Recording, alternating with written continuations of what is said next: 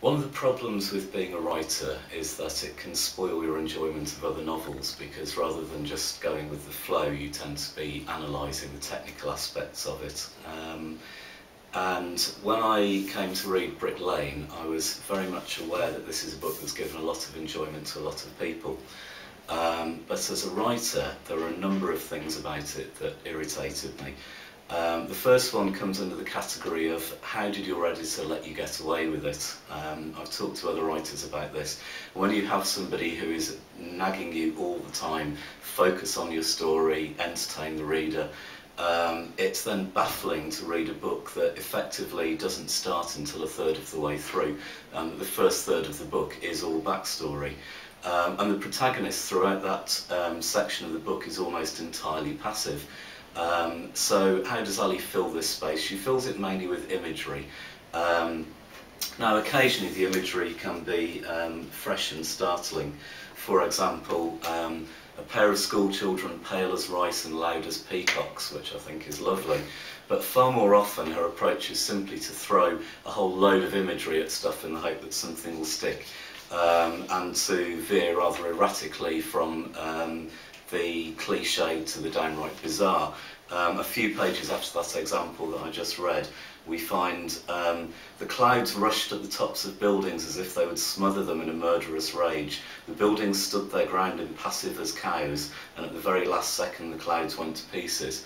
Now I found myself far more interested in what had got the clouds into a murderous rage with these enormous cows than I was with Nazneen and her rather dreary life, to be honest.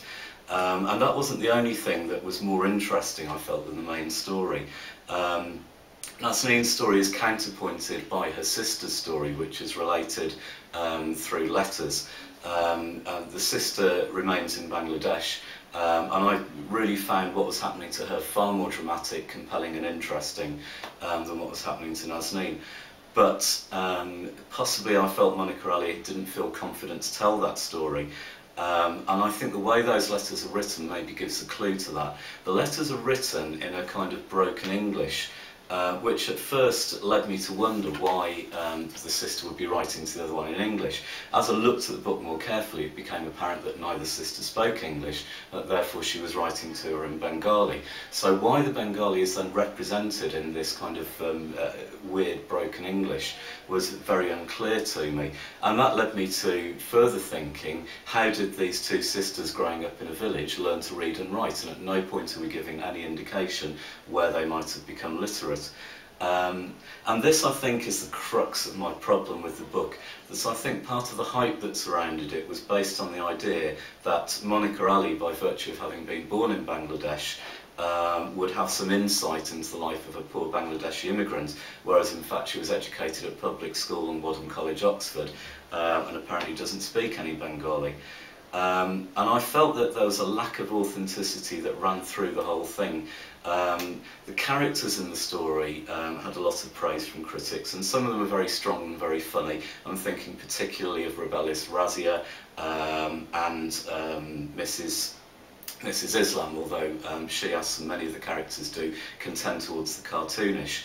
But if we look at a key character in the book, the love interest, Kareem, we're given absolutely no reason why he would betray his very strongly held beliefs to sleep with a woman older than him who is almost entirely silent and passive. We're given absolutely no indication about what it is about her that he finds attractive. And it's almost as if he is purely a cipher put there to deliver what the plot requires, which is for Nazneen to be offered this new lease of life. Nazneen is so passive that in order to engage our sympathy, Ali has to set her up in contrast to her husband, who is so relentlessly and vigorously portrayed as pompous and ugly and fat and repulsive and useless, that ultimately I ended up feeling sorry for the poor bloke, which I'm sure was not Monica Ali's intention. So in conclusion, I would say that I found it disappointing to find that a novel that had been so hyped at the time of publication, I found so deficient technically in so many ways. And I think perhaps the subdued reaction to her subsequent novels expresses a recognition on behalf of the critical community that they perhaps got a bit carried away with themselves. So if you want to read a book about the British immigrant experience that is funny and realistic and engaging, then I would recommend White Teeth by Zadie Smith or The Black Album by Hanif Qureshi, but for me, not unfortunately, Brick Lane by Monica Ali.